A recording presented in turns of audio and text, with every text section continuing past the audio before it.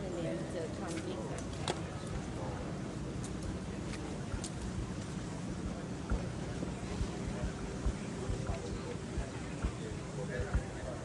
Tell me emotionally last couple of weeks as you participated in the rallies and organized events, and now you're here.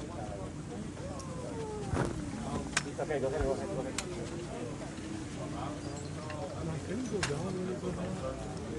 And I think it's been like that for a lot of people. This is something, just like when Sandra Bland was murdered or Elva Brazil, it feels like someone took a part of you from them. Even though you might have not known them, even though you may have never met them, even though they're not even your family, but they are our family. Because this is indicative of a larger issue of oppression towards black bodies. This is going on for many years, this fight. What do you think is going to change now with Floyd's health? Well, with protests in all 50 states and elected officials now having our attention, the ball is now in their court to do the right thing to make sure that we change our policies and abolish the things that don't work. It's time past for reform because we can't reform a building with a bad foundation and rotted out structure. We have to build things from the ground up in order for us to make sure that Black Lives Matter, but also making sure that everybody who lives in this city and in this country has a way to get justice and also just to live and be. Now, as a founder of this organization, you know you've seen a lot of protests, but what would you say about those that have turned violent? Well, I would ask you to re-examine your definition of tired because black people are angry. We don't get to be tone police about how we react to people who have been inflicting violence on us for over 400 years. We didn't ask for this.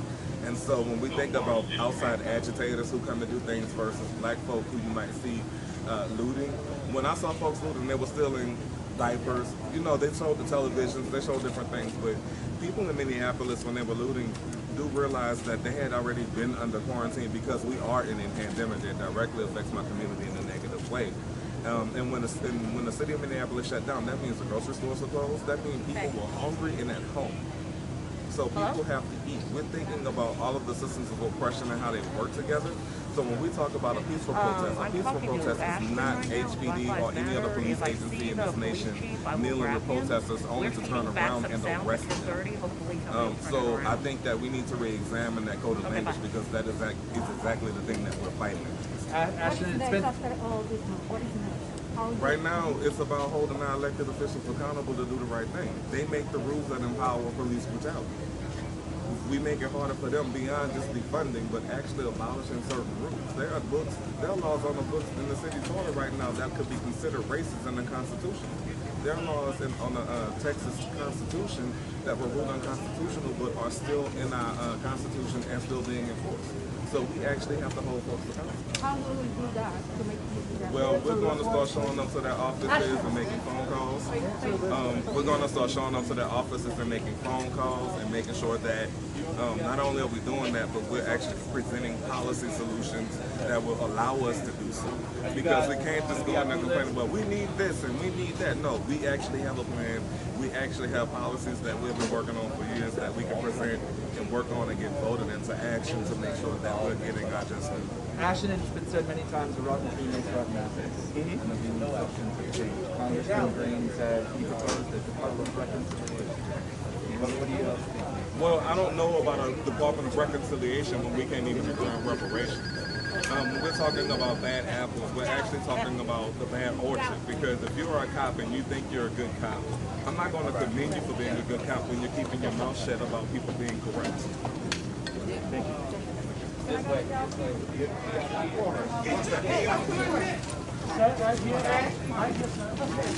What's your question? What is all this so important? It's important because when George Floyd went down, the whole nation and the world rose up.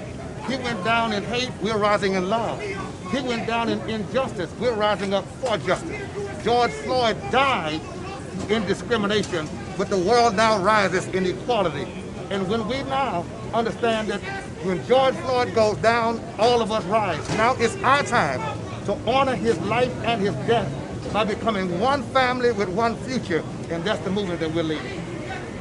How are we going to move forward now with what's going on with all these protests and all these... We're galvanizing. This coming Sunday, we have a One Family, One Future Justice rally and reconciliation rally at NRG Park on the parking lot. It'll be whites, blacks, and browns. Christians, Muslims, and Jews, all of us coming together as one family, one future. That's the website. That's where we're going because that's the way forward. One family, one future. Not many races, one race, the human family. Sir, can I get your complete name, please? Bishop James Dixon, DIXON, the Community of Faith Church here in Houston, Texas. Thank you, Bishop. Thank you.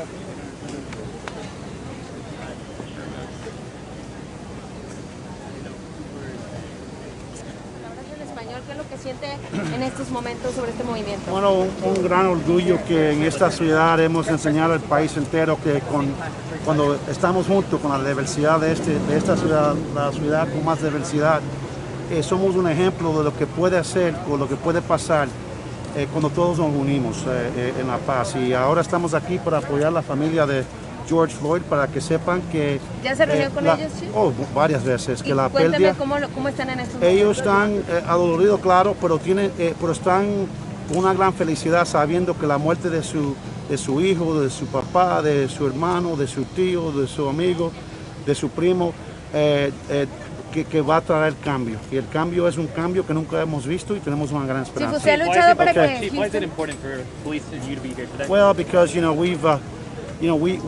we all saw, the world saw what happened to George Floyd, and we know that without a doubt that what happened was criminal. It was not consistent with the expectations of the modern 21st century police officers. And what's been amazing to me here in the city of Houston, I think that our city has been a city that has shown the world what this big melting pot of Houston, the most diverse city in the United States, that I think makes it the most diverse city in the country and the world. I mean, we saw what happened during Hurricane Harvey. You didn't see the 70% of police officers leave work and never come back. Despite 650 of our own homes being flooded, we stood with this community for 6 days, 24 hours without going home. We stood together, neighbor helping neighbor, stranger helping stranger. And once again, we've seen that even though George Floyd was taken really from the Floyd family here in the city of Houston, that we've all come together once again, Houston Strong, showing that when we work together and we work in a manner, in a spirit that is constructive and not destructive, that we can change the world. And I really believe that there's a great hope here in this city, and that hope is spreading nationwide. This is a watershed moment, and if any city can lead with Mayor Turner here, with his, you all know that he's a man of faith, and this community can lead and set the way, this is the way forward, and we're going to see some meaningful change. I have one last question. Can I ask you, how can you guarantee that not one of your officers is going to be involved in anything like that? Let me tell you, there are no guarantees. The one guarantee that I know is that no matter what laws we pass, no matter what training we have, no matter what our policies, procedures, accountability, we're still dealing with the human condition. The problem with American policing in the 2020 is not the majority of men and women that wear this uniform.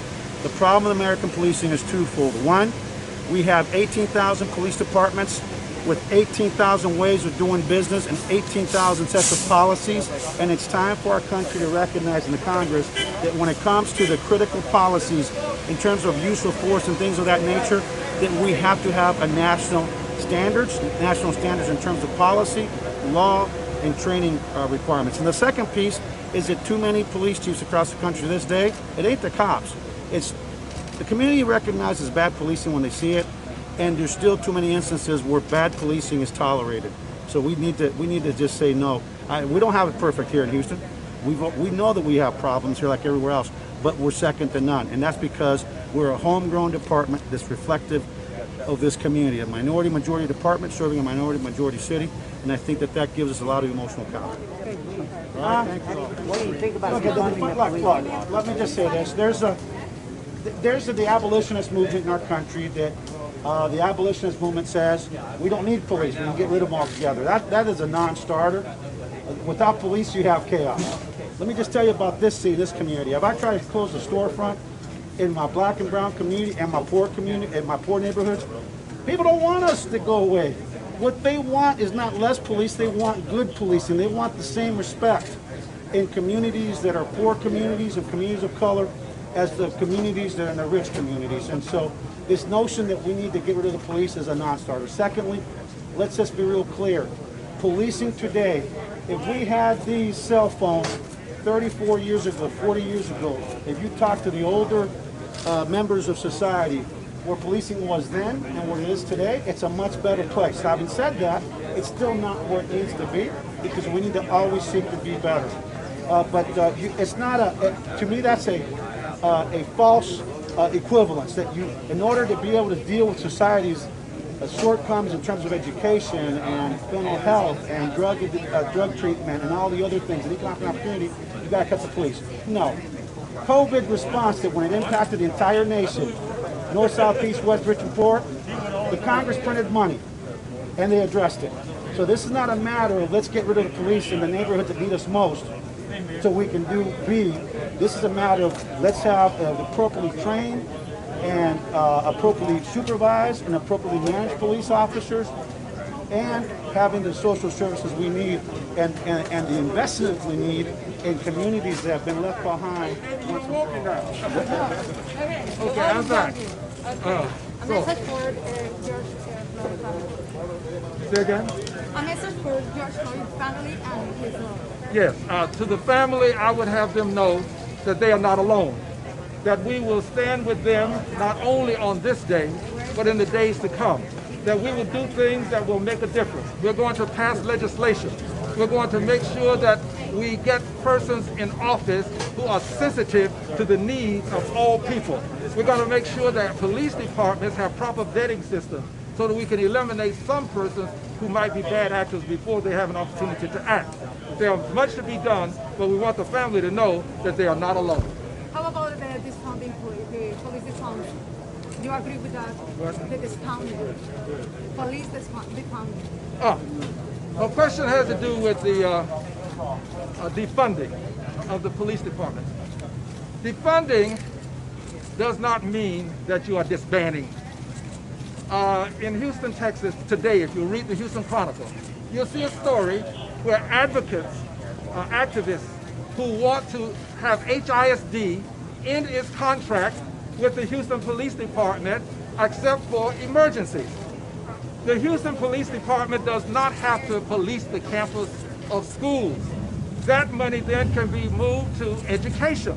So there's a desire to see the country do in policing what we do in Congress. In Congress, when we want to get someone to act a certain way, we threaten taking away their funds. That's what we do. And we get them to change their behavior by threatening to take away and taking away their funds. That's what people are saying. Use this as leverage to get the justice that we seek. Congressman, I know a lot of the folks some of the classmates were saying that they hope this is not a momentary movement.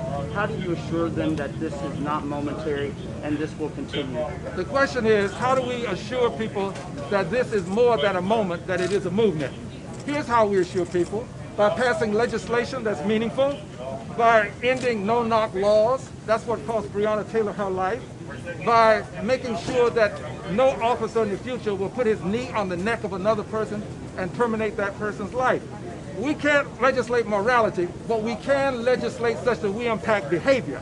And if we make it clear that persons who violate the law, regardless of the type of uniform you have on, whether you have on a robe or whether you have on a blue uniform with a badge, you're going to be prosecuted in this country. If we do this, this will then send a message that this is more than a moment in time. It's a movement to impact all of our time. What do you say about Trump wanting to release the military on U.S. citizens? The question has to do with the president wanting to release the military on all U.S. citizens. The president, unfortunately, does not respect the Constitution. Secretary of State Colin Powell has said it just recently. You're finding other persons who are now coming to understand that when the president told police officers you don't have to be so nice when you're arresting people. That sent a message to police officers across this country that he had their back. And then he backed it up when he decided to give Joe Arpaio the benefit of a presidential pardon. This is the kind of thing that you do to send a message. So the president's messaging has been very bad for this country. And his latest message in terms of bringing in the military to have what he calls law and order, we who have been in this movement as long as I have, we understand that he means order and law. Order and law as opposed to law and order. Order and law means that you establish the order and I'll take care of you with the law. That's a bad message to send because that's how we get the George Floyds of the world when you get this kind of messaging. It's time for a change to come. I believe we're at that moment in time when it will become a movement, and I believe we can make a difference. I have a question. What do you say about instead of funds going into the organizations for the community, let the community get money and doing things in their own community to make sure the things in their community are being served? Every community should have the opportunity to decide its destiny. The question had to do with money going to the community as opposed to some other places. Every community ought to have the opportunity to decide its destiny.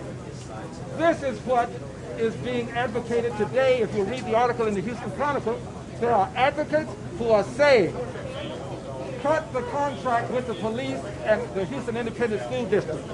End that contract unless there's an emergency on a school campus.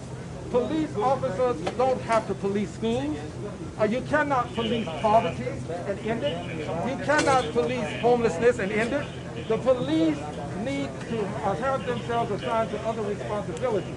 And the funding for that can then go to the community so that the community can change education, change homelessness, end poverty, all of the things that the police have unfortunately had the unfortunate opportunity of doing can be undone.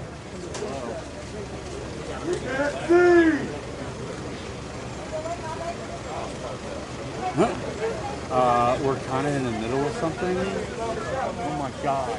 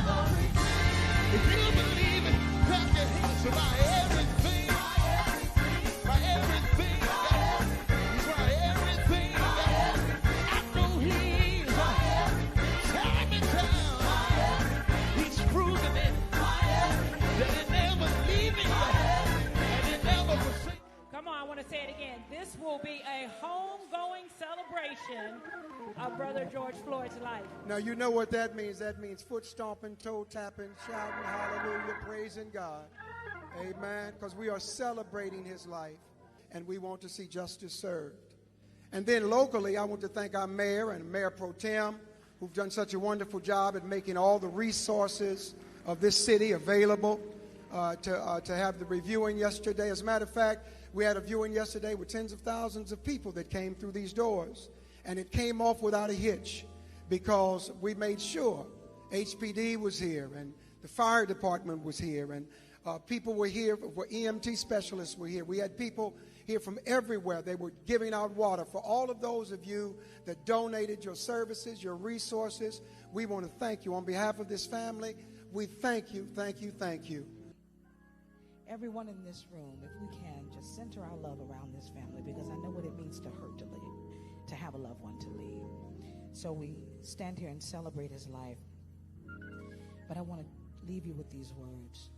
Be not dismayed.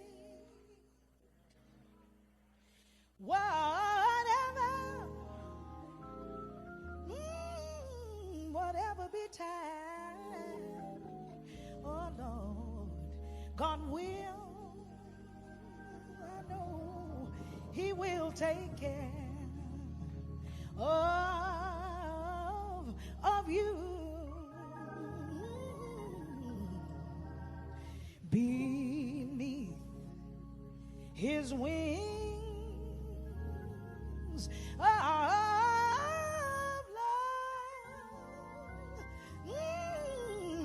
love abide. Remember, God will, he will take care of you. But all of this is silent. Remember, God will take care of you through every day along life's narrow way. When you get sad, he will take care of you.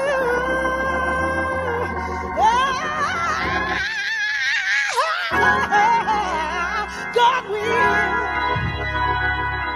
I know he will take care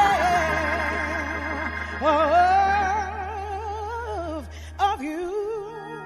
Let me leave this with the family. One last thing. All you may need, just remember he will provide, because he will. I wish I had somebody that knows he will take care of you. Here's what you gotta do. Trust him and you will be satisfied.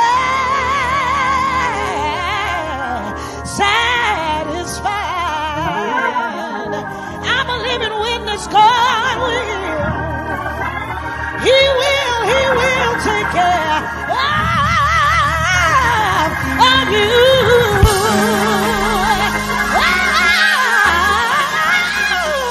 God will. I know he will. He will take care of you through every day. All along life's narrow way. When you feel discouraged, remember he will. God will take care of you.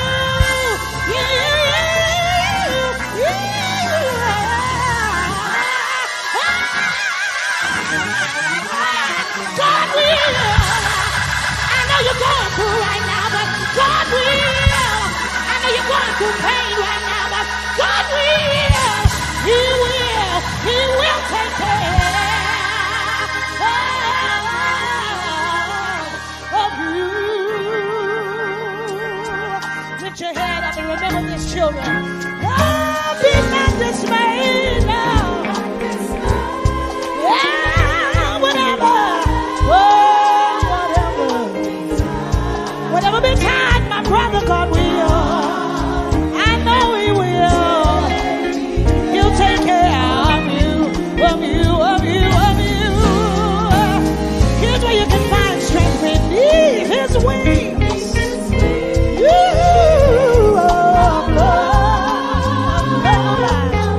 There's love under His wings, children of God. God will take good care of you. Encourage somebody next to you, even though we're in a pandemic. I know God will.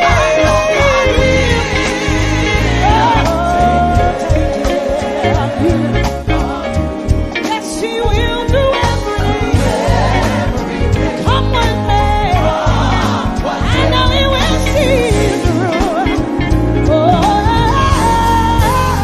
I know He will.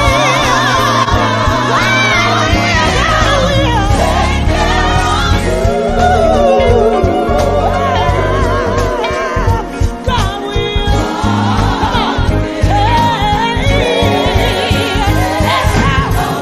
Come on, encourage your neighbor and tell him, don't give up on God, because He won't give up on you. Encourage your spirit and say, God will. Take care of you. He's gonna see you through. I know He will. I said He will do it. Hold on, children. Take good care.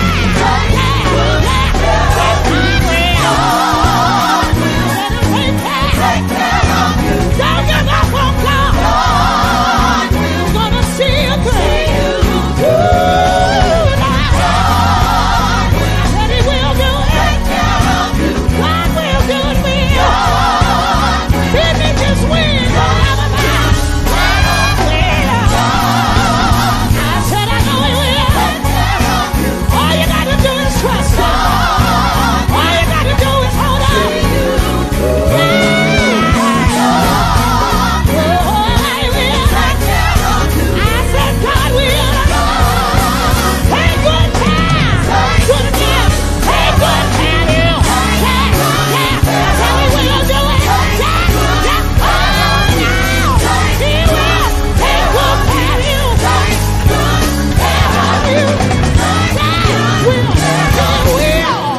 God bless you, Floyd family.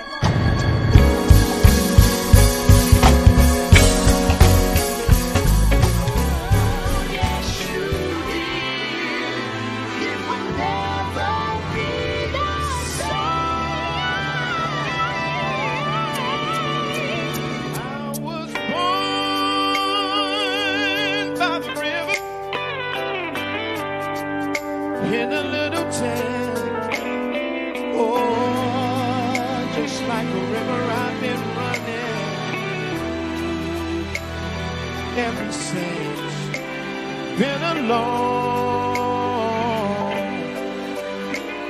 long time coming, but I know change will come. Oh, yes, it will. It's been too hard living, yeah, but I'm not afraid to die, because I know what's up there beyond the sky. It's been a long time coming, but I know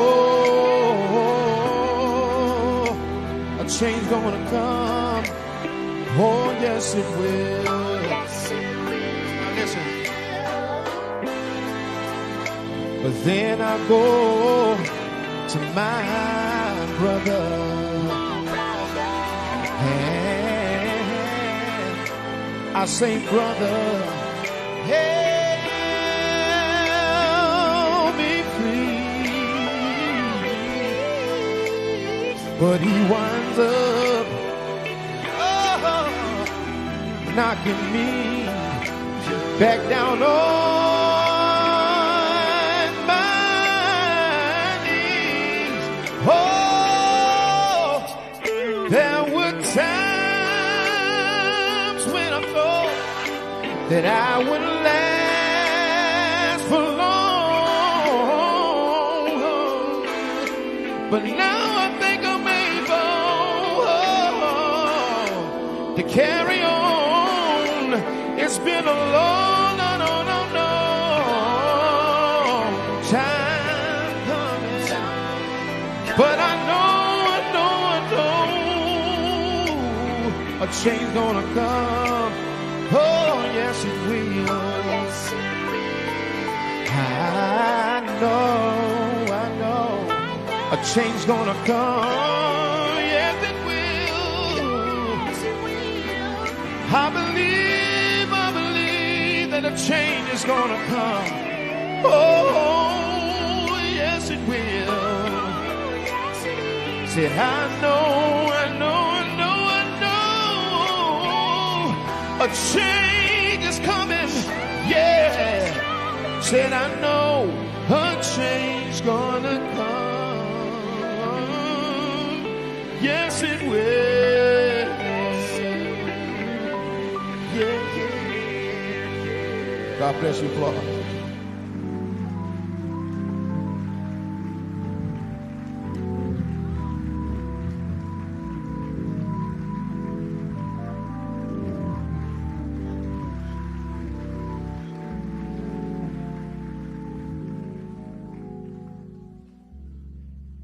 Brother, that shows true skills right there. The family is honored by President Taku's decision to have Mr. Floyd's name permanently mounted in the historic Sankofa Wall at the Diaspora African Forum and the W.E.B. Du Bois Center in Africa. They are grateful that the country of Ghana stands with the Floyd family and the struggle of all families to change the status quo of racism and prejudice. The family is deeply moved by the generous act of the Ghanaian government to solidify George Floyd's legacy. We hope that the words that have been spoken and the words that have been written will bring you comfort in the days to come. And while the world has been shaken and awakened by 3 words that your dearly beloved George Floyd spoke, I leave with you one word, his final word, which was breathe. And breathe is not passive. No, sir. No, ma'am. Breathe is active. Breathe is inhale and exhale. Breathe is to be alive. And so we stay with this family. As you breathe, we breathe with you. God bless you. And I want to say a special word about another great American who's here with us today. One whose name means helper of humankind. One who was there with Dr. King. One who is the father of the civil rights movement right here in Houston, Texas. One that we know and love, the Honorable William Alexander Lawson. He deserves some love. He is in the house today. The Honorable William Alexander, helper of humankind, Lawson.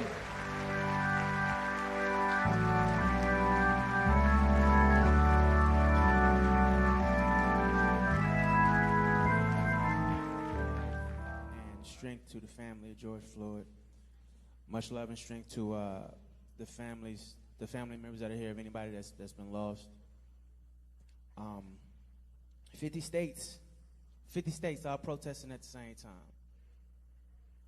This man changed the world for the better. So I just want to personally thank George Floyd for his sacrifice so that my kids can be all right later on. I appreciate the sacrifice, my brother. I genuinely do.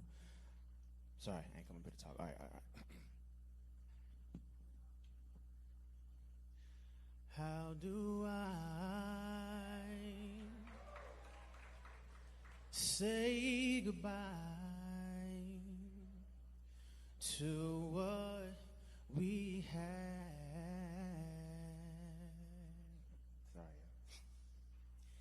The good times that made us laugh outweigh the bad.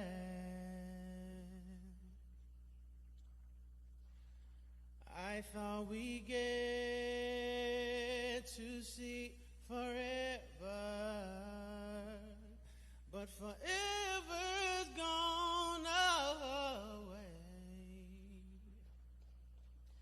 It's so hard to say goodbye.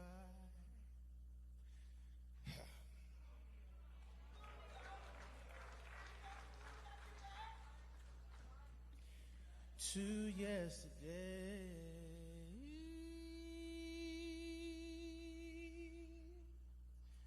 I don't know where this road is going to lead. All I know is where we've been and what we've been through.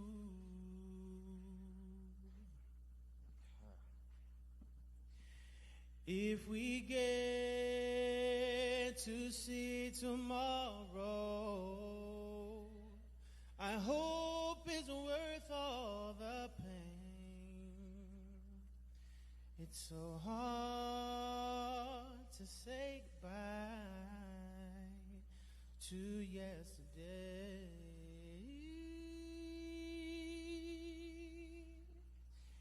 And I'll take with me the memories to be my sunshine after the rain. It's so hard to say goodbye to yesterday.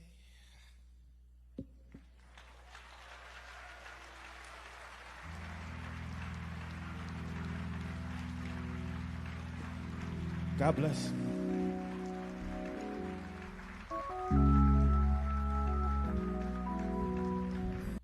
The world.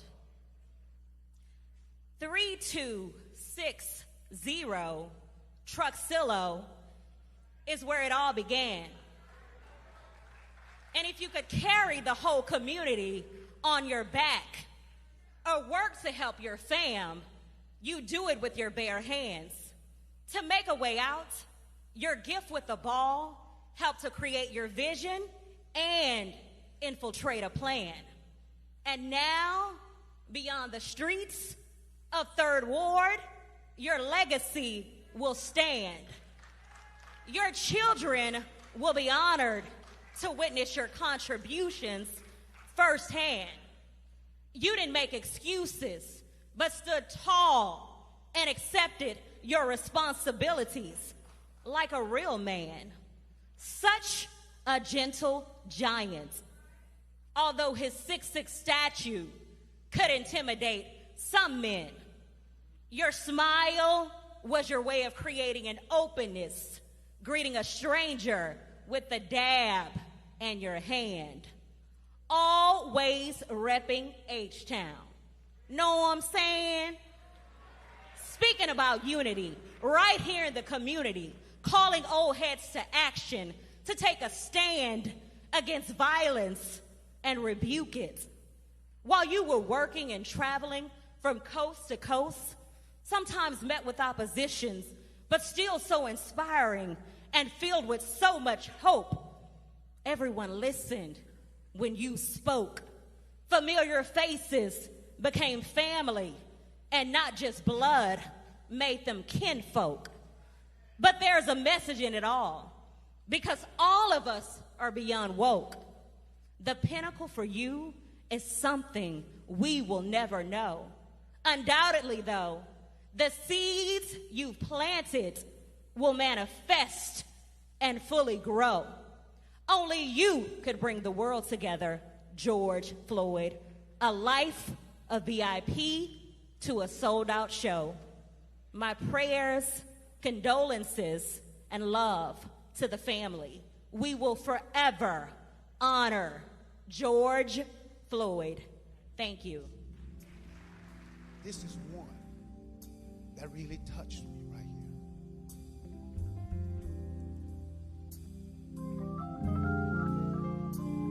Though the storms keep on raging in my life, and sometimes it's hard to tell the nights from day. Still that hope that lies within us reassured as I keep my eyes upon the distant shore. I know he'll lead you safely to that blessed place he has prepared. But if the storm don't cease,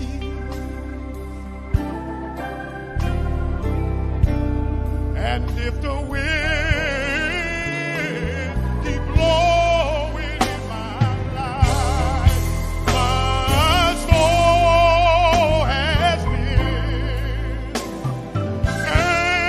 anchored in the Lord.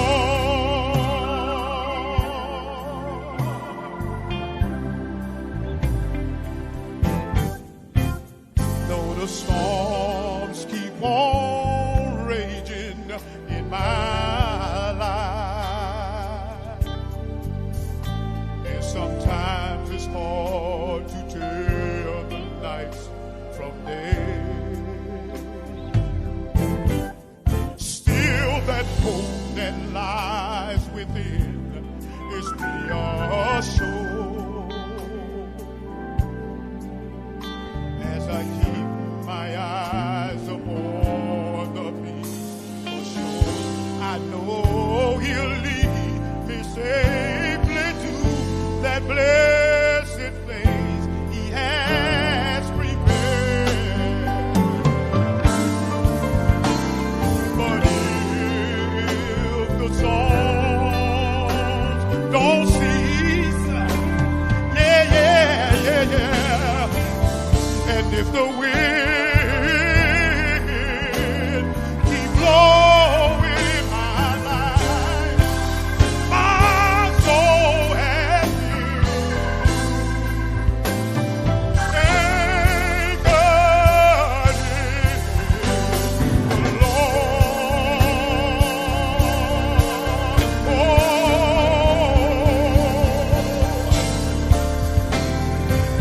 I realize sometimes in my life I'm gonna be tossed by the wind and the currents that seem so fierce. But in a word of God, I am an anchor. It keeps me steadfast and unmovable in this time. But if the songs don't cease, hey y'all, just in case the wind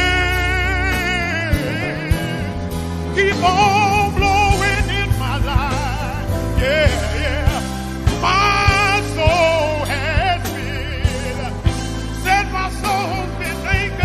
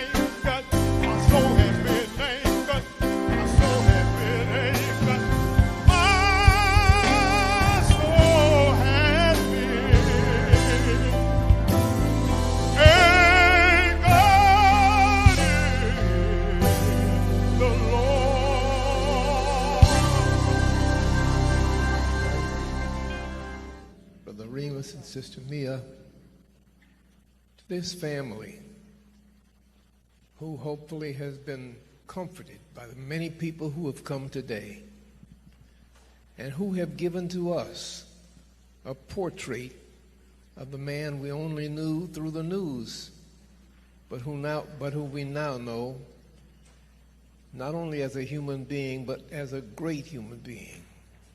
We're glad to have known George Floyd. And to all those who have come out today, and I'm personally proud that you have come. Many more came but couldn't get in. But that many people wanted to come. I see that you have destroyed all laws of social distancing. Thanks to Pastor Remus Wright, who simply said, let's just forget that. Right now, we are Christians.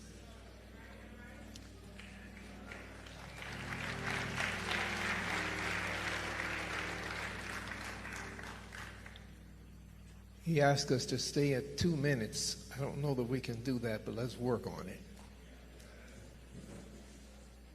Today, I want to say that it is marvelous that this young man, he's 46, but he's young, that this young man has done what he has done to let us know who George Floyd was. I'm glad to know that in his last moment of breath, he called for his mother. And that means something about who he was. He came up in a family that was close and that loved each other. I heard from people who knew him as a student, fellow student, an athlete, who realized that he also was a team player. And finally, he was a person who knew the Lord and who believed in him and who trusted him. People have been wondering whether or not this is going to be like other movements.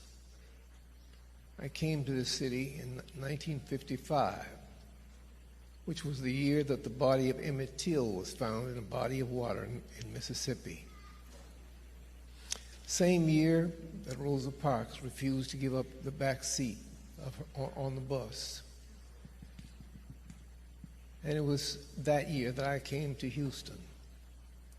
Since that time, I have seen any number of struggles against racism. And they have all ended up with relatively little outcome. So the question is valid. It's a reasonable question. Is this going to be just like so many other movements? A moment of anger and rage, and then back to business as usual? You could say that, because the prejudiced and the bigoted are not going to change. But we can do some things to change them. And that's what I hope we will do. First of all, we can make sure that we don't stop the fight, that we stay with it, and that we make sure that somebody knows that we are not going to stand for this to keep on going. Obviously, the first thing that we have to do is to clean out the White House.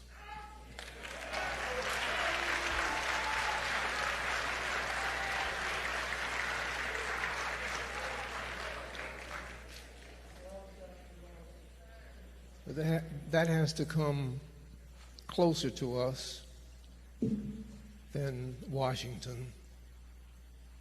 Our states and counties and cities have to have good leadership. And that means that we have to go and vote.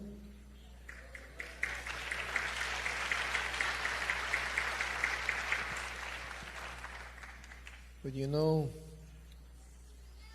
a young man from humble beginnings can change the world. How do I know that?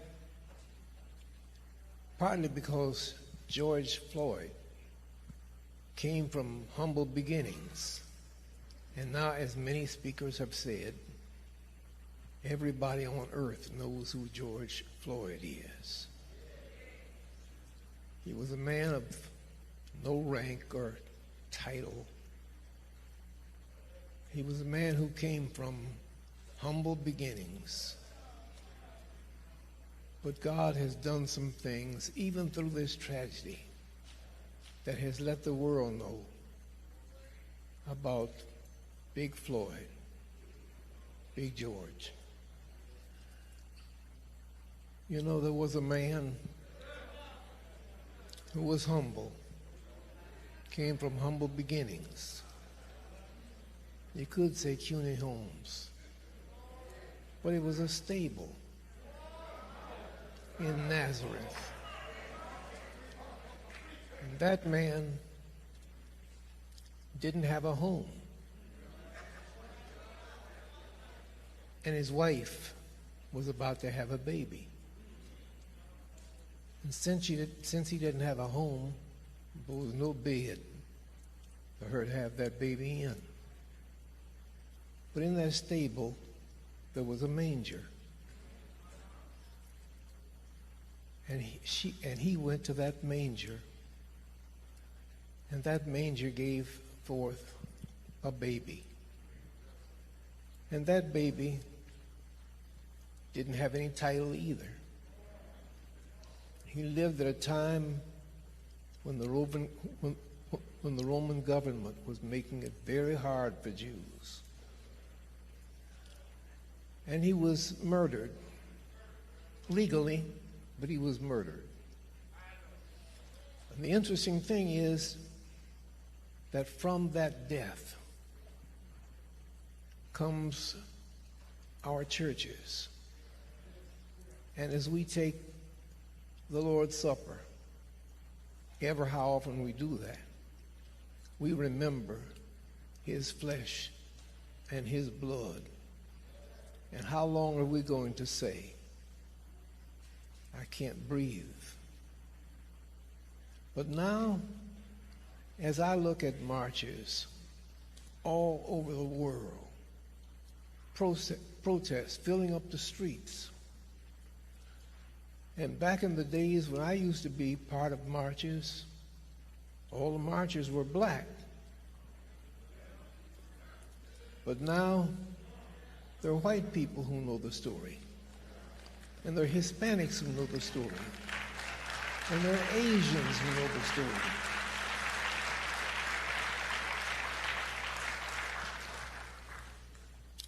Today, there are preachers back there. And there is at least one Muslim minister who is here. I brought with me a Jewish fellow.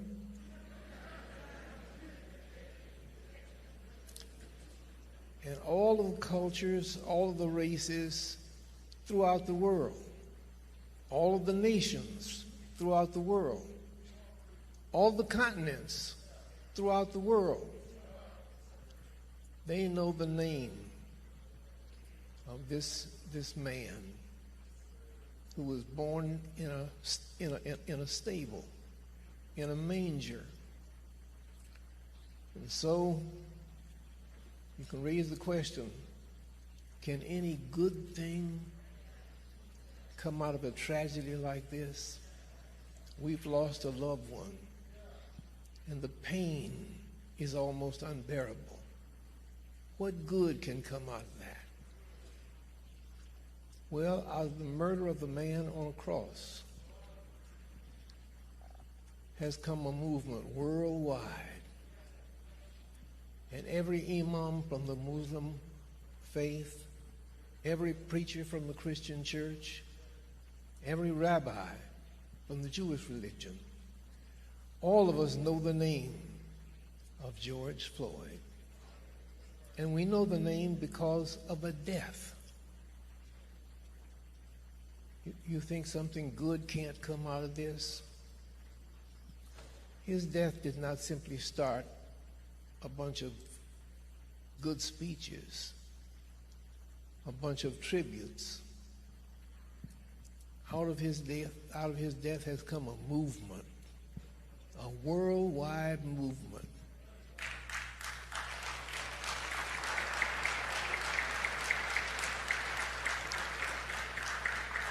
And that movement is not going to stop after 2 weeks, 3 weeks, a month.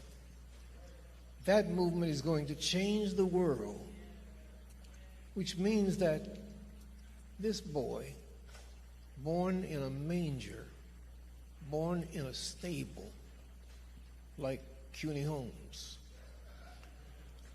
born in a situation where he lived in a ghetto, lived in a hood, 3rd Ward. This boy is going to bring forth a demand for better government, for better policing. He is going to bring forth a demand, a multicultural, multinational, worldwide demand for change. My hope is that we will stay behind that demand. And while not everybody will be concerned about it continuing, at least the people from the hood will be concerned about it's continuing.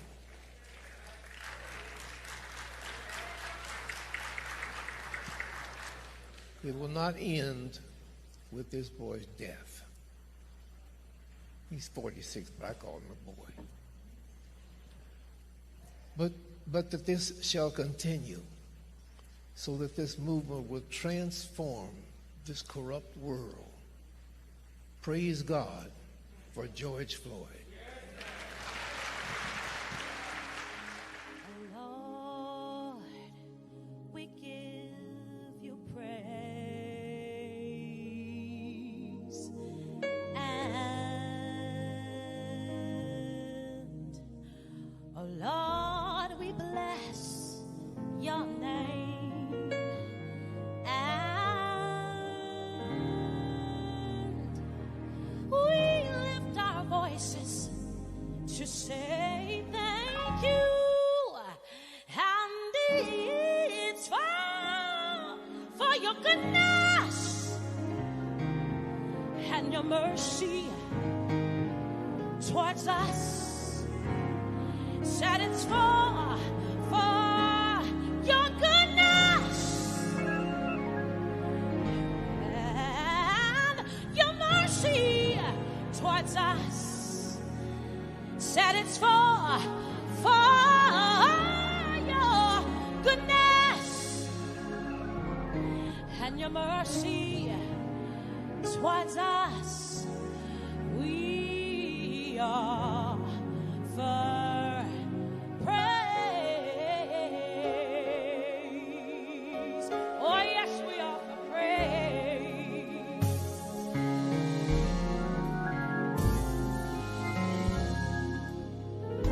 Oh Lord, we give you praise. And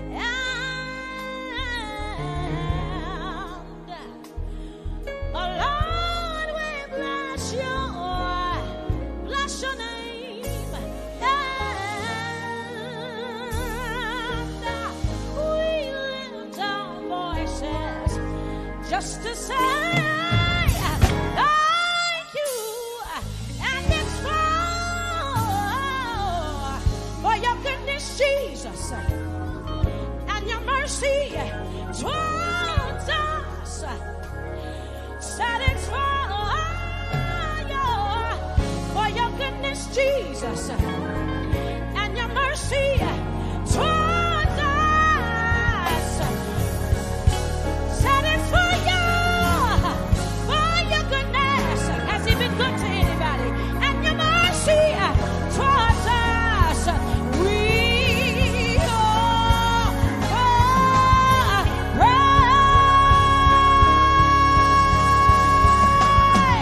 Why are we offering them praise today?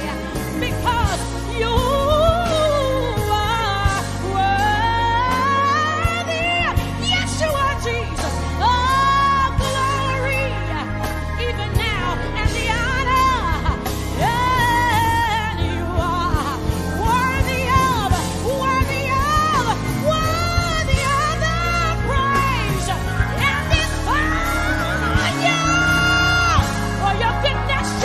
Hey, and your mercy towards us. And it's for your goodness and your mercy towards us.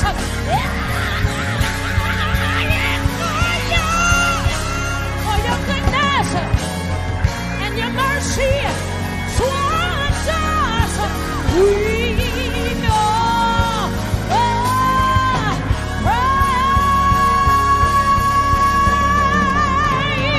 Come on and help me say, we offer it because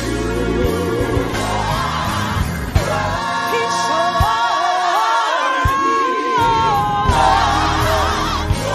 He's worthy of glory, and the honor, and He's worthy.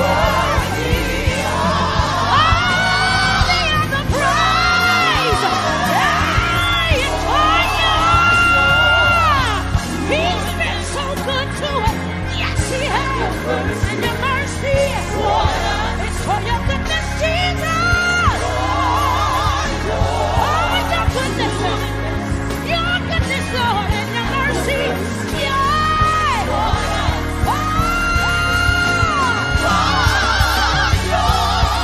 Has it been good to anybody? Can you agree with me and say it? Yeah, it's so good.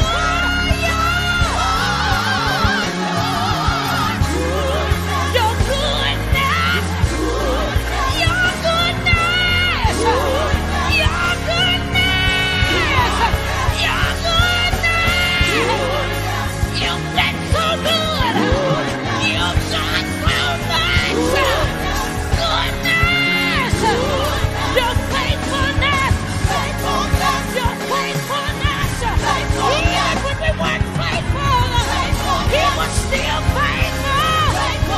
Your kindness. Kindness. Your kindness. Your love. He loves us. No matter the color. No matter the education. When we're up. When we're down.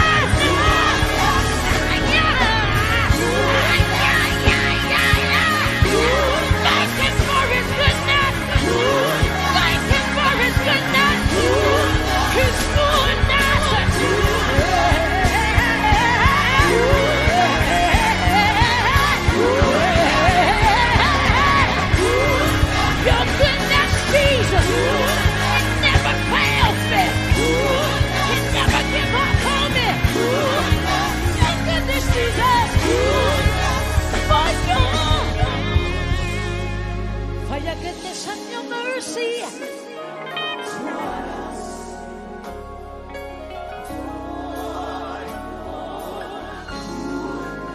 for your goodness and your mercy it's towards us, and it's for your goodness and your mercy towards us. We offer. Can somebody just offer God praise right now? I know what we're going through, but He's still worthy. He still deserves it. We thank you, Lord, for the life of our brother. We offer you praise, Jesus. We offer you praise. Oh my God. Yeah. We are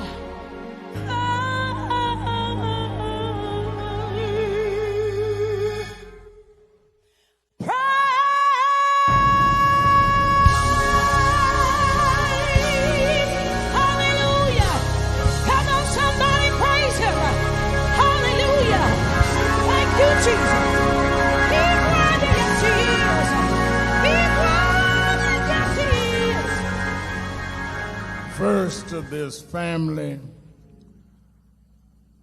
the whole family that has suffered this crime. I hear people talk about what happened to George Floyd like there was something less than a crime. This was not just a tragedy. It was a crime. And this family has borne this, those, and I'm going to announce all of them that I'm giving, because this is a time that we need to understand that they're going to do everything they can to delay these trials and delay the accountability and try to wear this family down. And many that are standing and coming today and skinning and grinning in front of cameras will not be here for the long run. We must commit to this family, all of this family, all 5 of his children, grandchildren and all, that until these people pay for what they did, that we're going to be there with them, because lives like George will not matter until somebody pays the cost for taking their lives.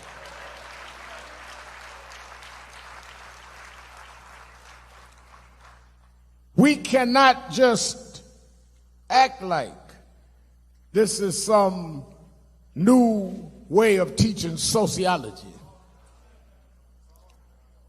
We can't act like this is some new need for some of us to add social justice to our programs on Sunday morning. There is an intentional neglect to make people pay for taking our lives. If 4 blacks had done to 1 white, if 4 black cops had done to 1 white what was done to George, they wouldn't have to teach no new lessons. They wouldn't have to get corporations to get money. They would send them to jail. And until we know the price for black life is the same as the price for white life, we're going to keep coming back to these situations over and over again. Either the law will work or it won't work. So I want to give honor to the family and a commitment that we're going to be here for the long haul. When the last TV truck is gone, we'll still be here.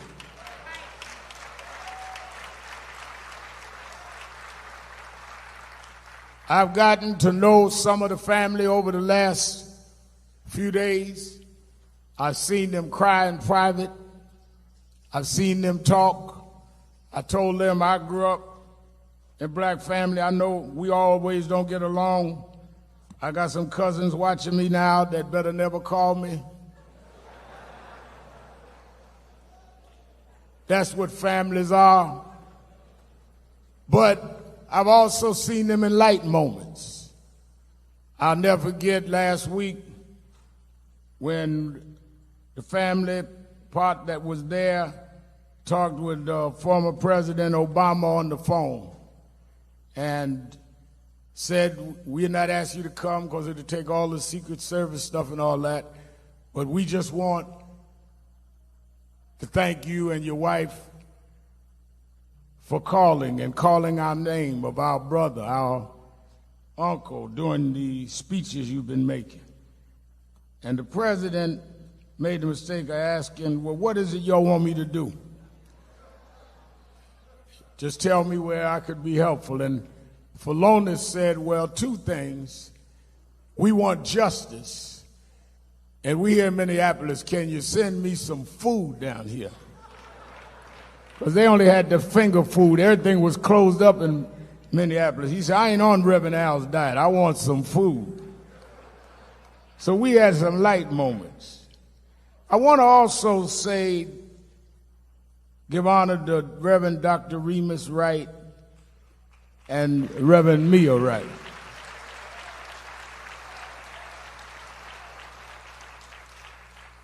For opening the doors of this church and putting their arms around Sabrina and her family at this hour. They know this is going to be controversial in some circles, yet they opened the doors anyway, not knowing what would happen, not knowing how people would behave. And as I spoke with him on the phone and he welcomed his family, I think we are giving them a lot of we should not take them for granted. And I think that they are deserving of a lot of honor. He's a man and she's a woman of courage. We have too many holy punks in the pulpit.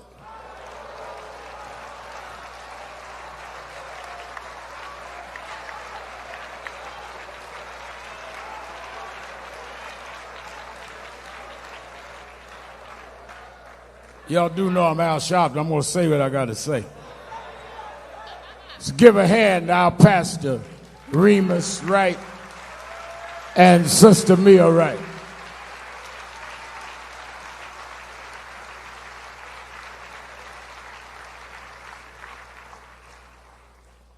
I also want to, and I'm going to get into my eulogy so we can stay on time, but I must recognize Attorney Ben Crump.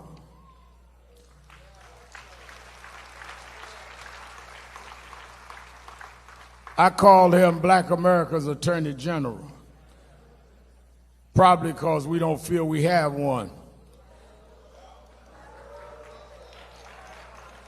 Ben Crump has fought and stood for many cases, and he has with him a legal team, I'm sure, that'll be acknowledged, that are here, Brother Stewart, Lee Merritt, and them. We should not take for granted when black lawyers take these cases like Crump has.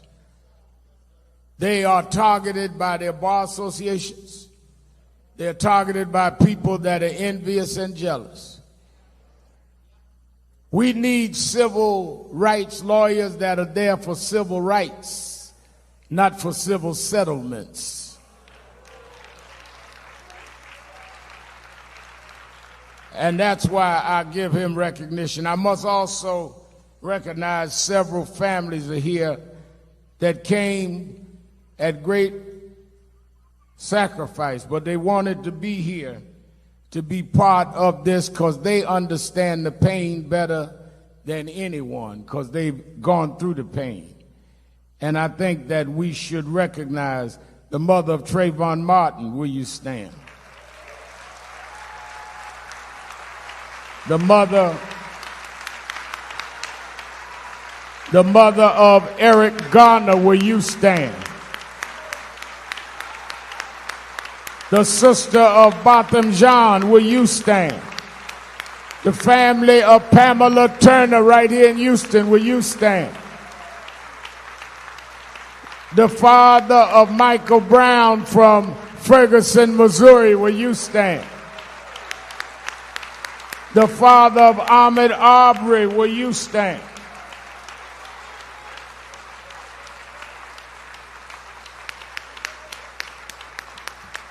All of these families came to stand with this family because they know better than anyone else the pain they will suffer from the loss that they have gone through. I also want to thank all of those that helped to make this as easy as they could for the family. Certainly we thank again those in the financial and entertainment world that immediately jumped up and said to the family that they wanted to help and make sure that they didn't have to worry about expense. Tyler Perry and Robert Smith and champion Floyd Mayweather.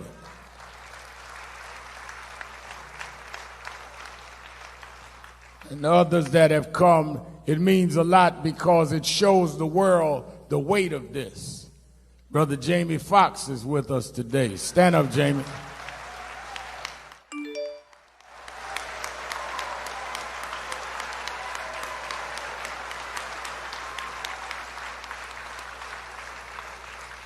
Al B. Shore is in the house today.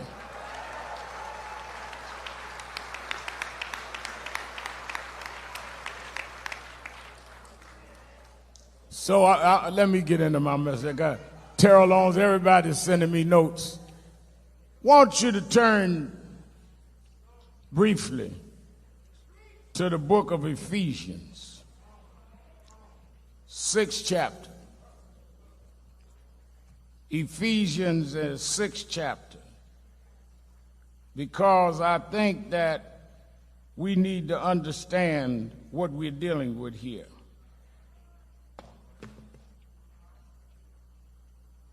Ephesians 6 chapter, it tells the story of why I think we need to really look at the situation differently. Because it talks about, in Paul's letter to the Ephesians, okay, I'm catching up with myself. It says in his letter to the Ephesians, he says, finally be strong in the Lord and in his mighty power. Put on the full armor of God so that you can take your stand against the devil's schemes.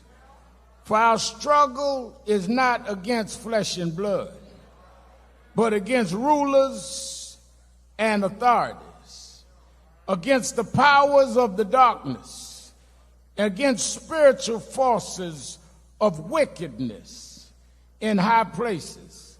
Therefore, put on the full armor of God, so when the day of evil comes, ye may be able to withstand your ground. May God add a blessing to the reading of his word. We are not fighting some disconnected incidents. We are fighting an institutional, systemic problem that has been allowed to permeate since we were brought to these shores. And we are fighting wickedness in high places. When you can put your knee on a man's neck and hold it there 8 minutes and 46 seconds, that's not even normal to a civilian, less known to a police officer. Try when you go home to put your knee down on something and hold it there that long. You got to be full of a lot of venom, full of something that really motivates you to press down your weight that long and not give out. And to think that you're certified by the state to carry a badge and a gun and you got all of that in you means that we have permitted people to become officers of the law that ought to be somewhere else in society. Imagine you pressing down on something 8 minutes that's telling you I can't breathe, that's begging for their life, and you keep pressing. What kind of mentality is that? So how do we screen who police officers are? And how do we get to this place over and over again? They told Eric Garner, put him in a chokehold. He said, I can't breathe. Those 3 cops walked, no prosecution. Until the law is upheld and people know they will go to jail, they're going to keep doing it because they're protected by wickedness in high places. How do you prevent crime in the hood? You scare others by saying if you do that, you're going to jail. Well, how are you going to scare a bad cop if bad cops don't go to jail? How are you going to tell them that your fate is going to be bad if you go on the other side of the line when everybody else got away with it? Who taught these cops that they can do this to George? Was those that let the cops before this get away with this. And when they have the highest level of government that excuses it, when some kids wrongly start violence, that this family don't condone, and none of us do. The president talks about bringing in the military, but he not said one word about 8 minutes and 46 seconds of police murder of George Floyd. Oh, he said the family has my sympathy and all of this. He didn't give those on other situations their sympathy. He challenged China on human rights. Well, what about the human right of George Floyd? The signals that we're sending is that if you are in law enforcement, that the law doesn't apply to you. And I'm telling you that the law ought to especially apply to you, because you're giving special powers that others don't have. We don't have a badge representing the state. We don't have a gun we're carrying. We have not gone through training. We should expect more from you.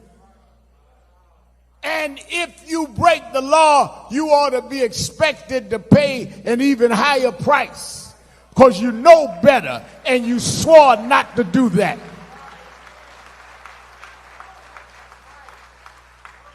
So yeah, it's nice that everybody wants to now study the problem.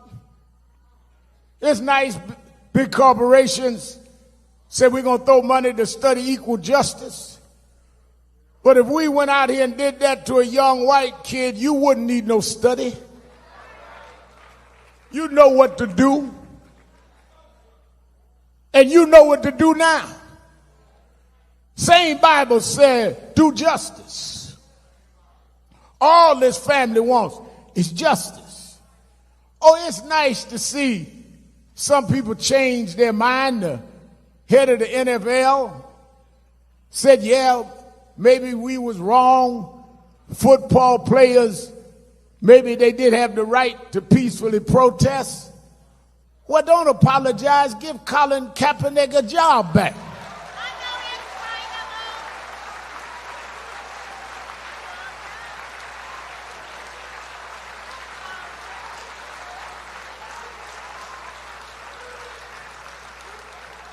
Don't come with some empty apology. Take a man's livelihood, strip a man down of his talents, and 4 years later when the whole world is marching, all of a sudden you go and do a FaceTime talking about you sorry. Minimizing the value of our lives. You sorry? Then repay the damage you did to the career you stood down, because when Colin took a knee, he took it for the families in this building, and we don't want an apology. We want him repaired.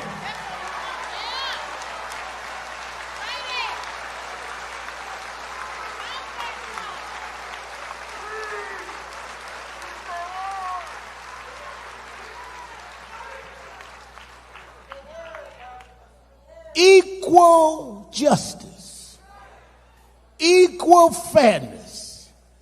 We're not anti anybody. We are trying to stop people from being anti us. We want the law to apply equally. And you don't need a whole lot of studying about that. Yes, we need new laws.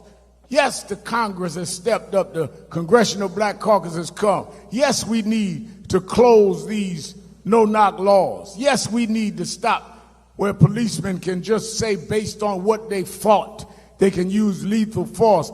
Yes, we need residency requirement. All of what they propose is what we need. But we have enough right now to prosecute policemen that hold somebody down 8 minutes and 46 seconds. Man said to me, I think a lot of people are confused. I was working out. I get them work out in the mornings. Man said to me, white fella in the place I was working out, said, Reverend Al, I see you on TV and you're always talking about race. I said, yeah. He said, but haven't we come a long way? I said, yeah, but you got to understand how far we have to go. And you got to understand how deep it is. He said, what do you mean? I said, about 8, 9 years ago, newspaper in New York did a background on my family.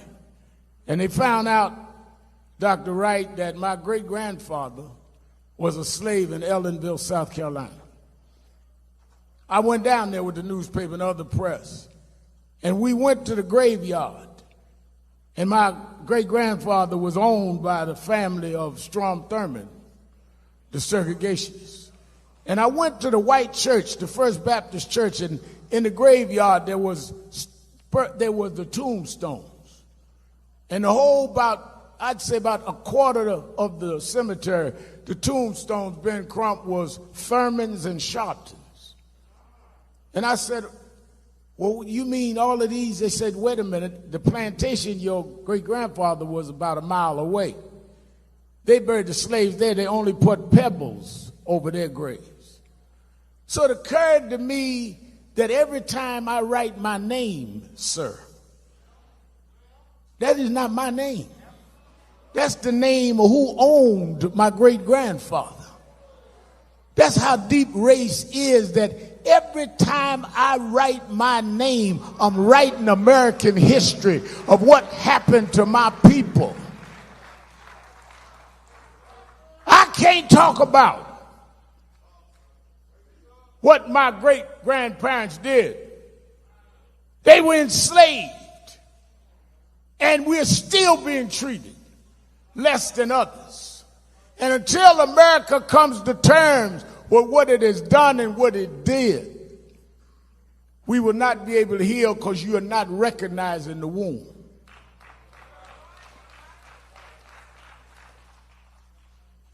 Floyd could have been anybody. But then the reaction was not anything. Because somewhere I read in the Bible that God said he would pour out his spirit among all flesh. And that's why when I heard them talking about, they never thought they'd see young whites marching like they marching now. All over the world, I've seen grandchildren of slave masters tearing down slave master statue over in England and put it in the river. I'll pour out my spirit among all flesh. I've seen whites walking past curfews saying no Black Lives Matter, no justice, no peace. I'll pour out my spirit among all flesh. You have now lived to where you've sown wickedness, and now you have to reap the wrath of those that don't want to be wicked no more. That a man sows, that shall he also reap. So we come because God, in his own way, he always, one of the ministers said it right, God always uses unlikely people to do his will. If George Floyd had been an Ivy League school graduate and one of these ones with a long title, we would have been accused of reacting to his prominence. If he'd been a multimillionaire, they would have said that we were reacting to his wealth. If he had been famous athlete, as he was on the trajectory to be, we would have said we were reacting to his fame. But God took an ordinary brother from the third ward, from the housing projects that nobody thought much about but those that knew him and loved him. He took the rejected stone, the stone that the builder rejected. They rejected him for jobs. They rejected him for positions. They rejected him to play certain teams. God took the rejected stone and made him the cornerstone of a movement that's going to change the whole wide world.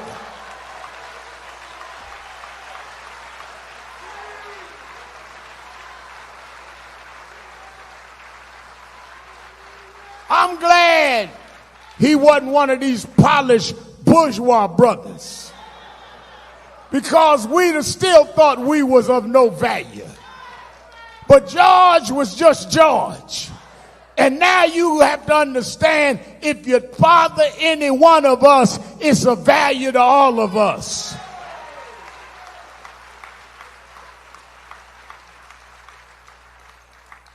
Oh, if you would have had any idea that all of us would react, you'd have took your knee off his neck. If you had any idea that everybody, from those in the third ward to those in Hollywood, would show up in Houston and Minneapolis and in Fayetteville, North Carolina, you'd have took your knee off his neck. If you had any idea that preachers, white and black, was going to line up in a pandemic, when we told to stay inside and we come out and march in the streets at the risk of our health, you'd have took your knee off his neck, because you thought his neck didn't mean nothing. But God made his neck to connect his head to his body, and you have no right to put your knee on that neck.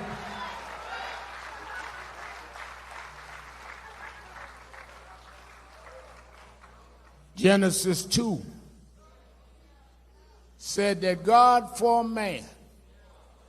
And Jamie, they say he breathed breath, the breath of life, to make him a live human being. Which means that breath comes from God. Breath is how God gives you life. Breath is not some coincidental kind of thing that happens. Breath is a divine decision that God made. Some babies are born stillborn. God decides to blow breath in them. Breath is sanctified. Breath is sacred. You don't have the right to take God's breath out of anybody. You can't put breath in their body. But you don't look at it that way because of your wickedness. Principalities, darkness. You're sitting now trying to figure out how you're going to stop the protest rather than how you're going to stop the brutality. You're calling your cabinet in trying to figure out how it's going to affect your vote rather than how it's going to affect our lives. You're scheming on how you can spin the story rather than you can achieve justice, wickedness in high places. You take rubber bullets and tear gas to clear out peaceful protesters, and then take a Bible and walk in front of a church and use a church as a prop. Wickedness in high places.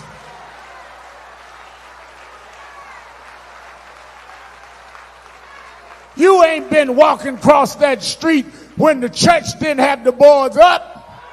You wasn't holding up no Bible when Arbery was killed in Brunswick, when Taylor was killed in Louisville.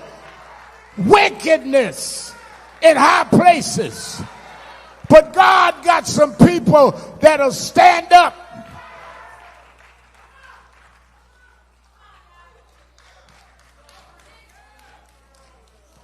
Let me tell you this. Jesus told the story that there was a man laying by the side of the road. He'd been robbed and beaten.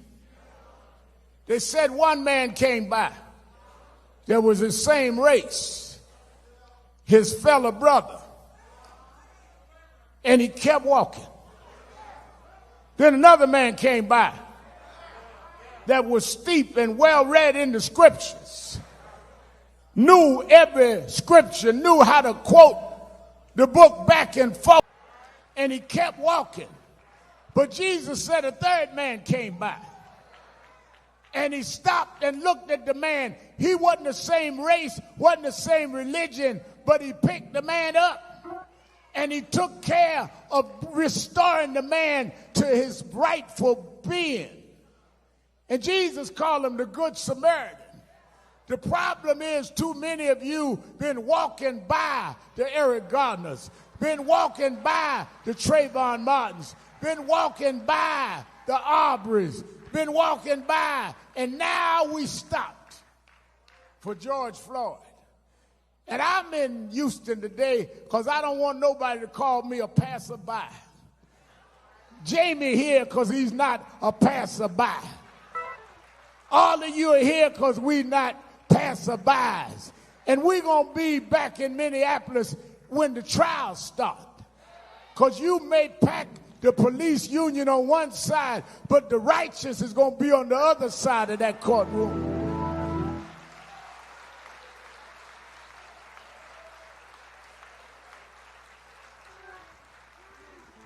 It's time that we reclaim the righteous in this country. Well, Reverend, we don't know if we got the money, we got the political power. Well, we got the vote.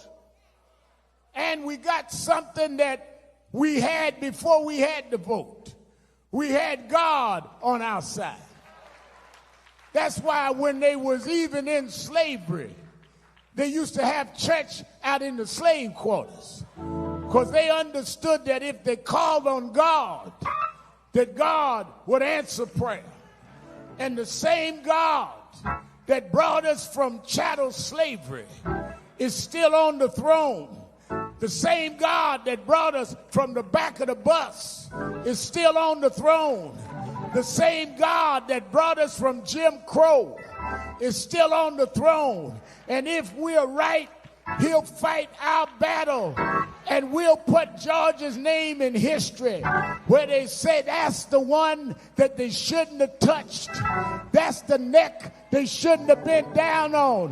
Because if my people called by my name would humble themselves and pray and seek my face and turn from your wicked ways, then you will hear from heaven, I will heal the land.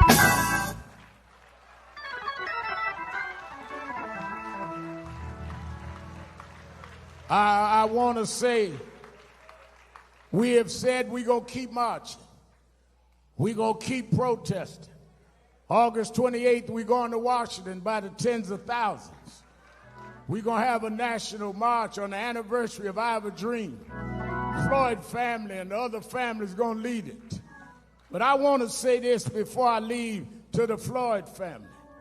Don't ever forget in your darkest hour that be not dismayed. Whatever betide, God will take care of you. I'm in Wright's church. I can preach a little bit. Beneath his wing of love abide. God will take care of you. I was like Floyd. I grew up with daddy gone.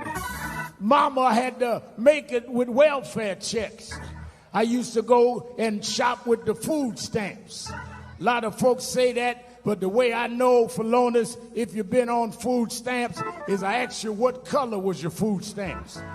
Because if you don't know the different colors, you just fronting. But I used to slip the little gray slip so my friends wouldn't know I was on food stamps.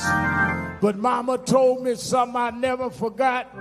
She said, he may not be there when you want him, but he's always on time. The Lord will make a way out of no way. And I can tell you 40 years later, he walks with me.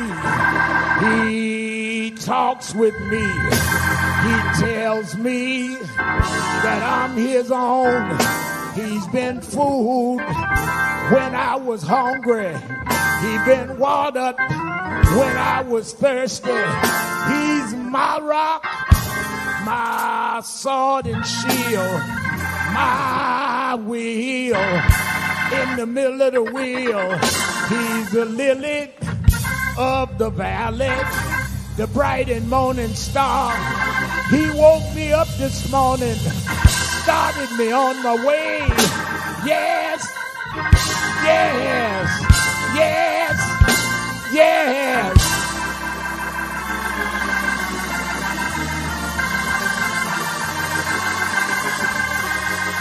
Let me say this. We got to go to the cemetery. Let me say this. I saw Michael Brown Sr. here, and I told him this story. 9/11 happened, Congressman Green, and we were all flustered in New York. They closed down the bridges, closed down the streets, closed the trains. I had to walk all the way to my headquarters of National Action Network. When we got there were people everywhere. Cell phones was down, and people came to our headquarters to see if we could tell them what was happening, whether we were out of danger. And for the first time since I was a little boy, I started preaching, as Bishop said, since I was a little boy, and I always had something to say, but the first time in my life I couldn't find words to say. And Jimmy, I went in my office, Terry Anderson, I was trying to figure out what could I say. And I thought about this old preacher told me this story. He said, Al, I had to preach one Sunday, the early service, and I started reading this novel about 8 o'clock that night. And I got so into it that I couldn't put the novel down. I looked at the clock, it was 10 o'clock. I wanted to go to bed, but I couldn't put the novel down. It was so intriguing. I kept reading. It turned out, looked again, it was 11:30. I said, Lord, I got to get some rest. I got to get up too early. But I couldn't put it down. He said, I kept reading. Finally, it was after midnight. And he said that, Al, I got to tell the truth. I decided then I would cheat. And I turned to the end of the book to find out how the story was going to end. I want you to know on 9/11, 2001, I want the family to know, like I told Michael Brown's family, that afternoon I cheated. I sat in my office and I took my Bible out. And I turned to the end of the book. And I know how this story is going to end. The first will be last. The last will be first. The lion and the lamb is going to lay down together, and God will take care of his children. We got some difficult days ahead, but I know how the story is going to end. There's going to be justice for George Floyd. There's going to be justice for Eric Garner. This story won't end like this. God will never leave us nor forsake us. I've been to the end of the book. Let's fight on. Let's stand together. Let us not leave this family now that the ceremony is over. This is the beginning of the fight. This is not the end of the fight. George, I read on the front page of the New York Times this morning, you said you wanted to touch the world. Well, God had already made you for that. But you didn't touch it in a basketball court or football court God had something else for you to do. Because all over the world, George, they're marching with your name. You've touched the world in South Africa. You touched the world in England. You've touched every one of the 50 states. Even in a pandemic, people are walking out in the streets, not even following social distancing, because you've touched the world. And as we lay you to rest today, the movement won't rest until we get justice, until we have one standard of justice.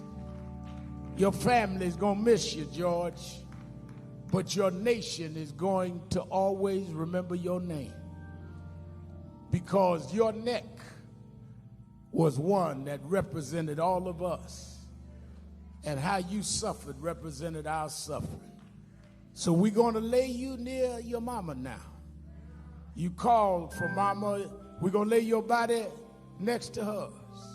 But I know mama's already embraced you, George. You fought a good fight. You kept the faith. You finished your course. Go on and get your rest now. Go on and see mama now. We're going to fight on. We're going to fight on. We're going to fight on. We're going to fight on. For this I give you. Has anybody in here ever had to praise God when you were in the valley? With tears in your eyes. Lorraine, take him to the valley. For every mountain. Come on, sing it for George. Sing it for George. You brought me over. For every trial. For every trial. Lord, you've seen me through. For every place, my soul says hallelujah. For this, take me to the valley. I give you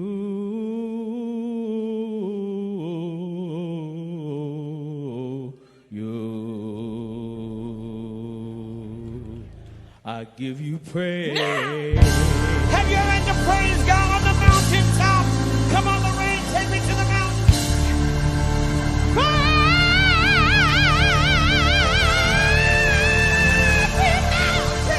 It's for you, family.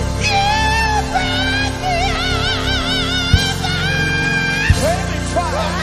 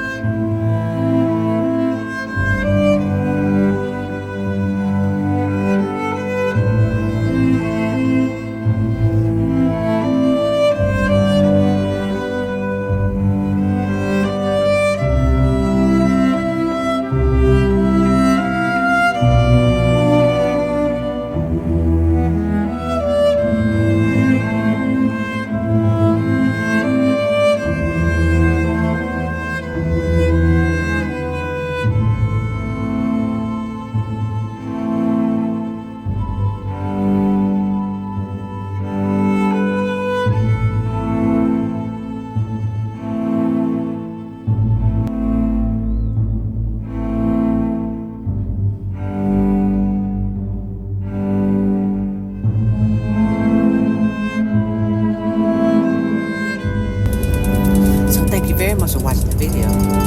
Leave a comment below and tell me what are your thoughts.